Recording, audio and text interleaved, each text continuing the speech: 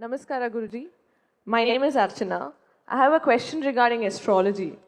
During marriage, they match kundlis and they say there are a lot of doshas in a girl and she has to be married to a tree. There is Kumbha Ah, dosha, that's a good partner. there is the Ardhakala Sarpa dosha and all of that. Is it required to match the kundlis? And what is this all about Gotra? I want to know. Oh, I don't know about the Kundali, but marrying a tree is a good idea. Such a stable husband.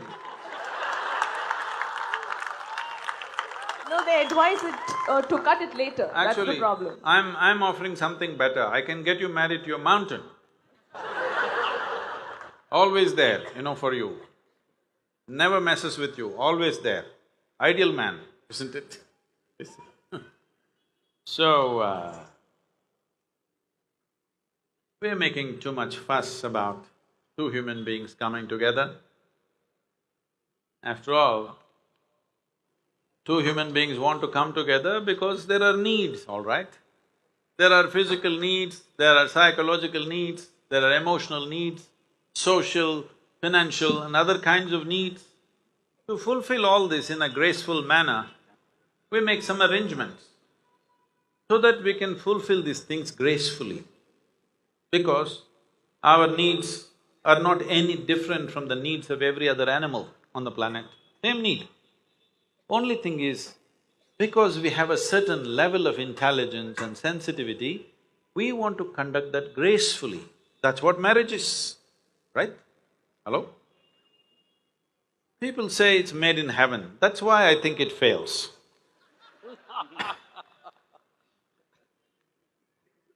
Because fundamentally, for two people to come together, it's very easy to match the stars, they can fix all those things. But matching these two idiots, nobody knows how to do. Unless you enter this engagement with this intent that somehow, I must give the best to the person who is sitting next to me right now. If you don't enter an engagement or any relationship with that, obviously it'll become frictious. If you're looking at how to squeeze joy out of somebody, well, initially it'll all be nice, it'll look romantic. After some time, it'll be a disaster. Not because stars are clashing, simply because you're trying to squeeze happiness or joy out of somebody and they're trying to squeeze it out of you, inevitably it'll become a conflict after some time. If you're seeing how to absolutely give myself to the other person, and if that person also is doing that, then it becomes a wonderful relationship. If only you are doing that and the other person is not so much so, still your life will be good, his life will be messy. Yes. Because, see, can I tell you a joke? It's okay, it's a serious question, but once happened, Shankaran Pillai was in the university.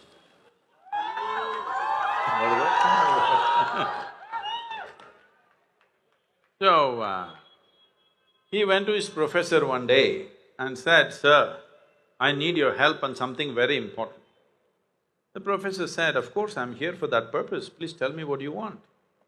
So then he mentioned the college beauty's name, maybe you, and said, "Sir, I am absolutely in love with her and I'm 50% successful, I need your help." The professor said, "See, I'm here to help you on academic aspects, not these kind of things. But anyway, what do you mean by saying you're 50% successful?" He said, "Sir, I'm totally in love with her, but she doesn't know. That other 50% I want you to fix for me." So even if it's 50%, when you are in love, it feels wonderful for you. It's actually better the other person doesn't know. Because now it's completely yours, both sides you can manage.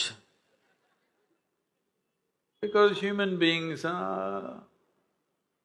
go up and down. So, to match two people, do you have to twist the planets and stars and everything? Absolutely no. It is just that we are making very big fuss about it. About the Gotra you said, this was a simple way, a traditional way of managing genetic purity for breeding, because marriage is about breeding in the end, all right? You and me are here because somebody did breed, isn't it? So, maintaining genetic purity so that those who considered in some way brother and sister does not come in marriage together, they had an elaborate system, but that system is all messed up, nobody knows who is who now. In a few communities, a little bit remnants may be left, largely we don't know who is who. There are genetic studies, if you have it done, unfortunately you will see there is some… just now somebody was telling me in a shocking way in Bangalore, they said, Sadhguru, it seems I have some Romanian blood in me. I said, don't tell me how it happened, but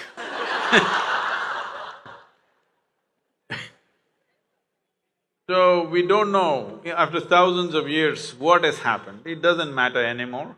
But in a closed society, where people have lived very closely, it's important to maintain this because when everybody else thinks the man that you're marrying is your brother, it'll become very difficult to live there, you know.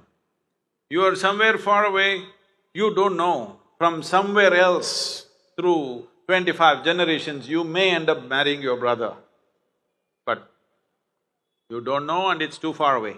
But in a closed society, it matters. It's better to respect that if it's a very close society, but if you've moved out, you're in big cities, these things don't really matter, but in villages it still matters because everybody knows everybody and it becomes troublesome socially. So you marry who you want.